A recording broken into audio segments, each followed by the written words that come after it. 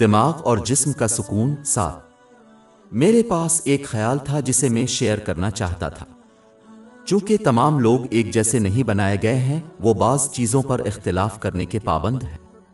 دین سے متعلق معاملات میں اور جو حلال و حرام میں فرق کرتے ہیں، ایک مسلمان کو اللہ تعالیٰ کی اطاعت پر ثابت قدم رہنا چاہیے، چاہے کوئی بھی ان سے اختلاف کرے یا چیلنج کرے۔ لیکن ایسے معاملات میں جہاں جائز دنیاوی آپشنز میں سے کسی ایک کا انتخاب ہو، تو ایک مسلمان کو حق ہے کہ وہ اپنی رائے دوسروں کے سامنے پیش کرے جب ان سے درخواست کی جائے۔ لیکن اگر دوسرے ان کی رائے سے متفق نہیں ہیں تو انہیں اپنا وقت ضائع نہیں کرنا چاہیے اور نہ ہی دباؤ ڈالنا چاہیے۔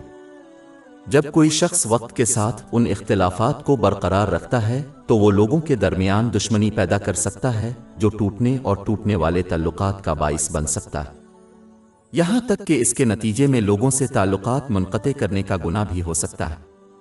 لہذا اس طرح کے معاملات میں مسلمانوں کے لیے ضروری ہے کہ وہ چیزوں کو جانے دیں اور کسی ایسے شخص کے بارے میں منفی جذبات پیدا نہ کریں جو ان کی رائے اور انتخاب سے متفق نہیں۔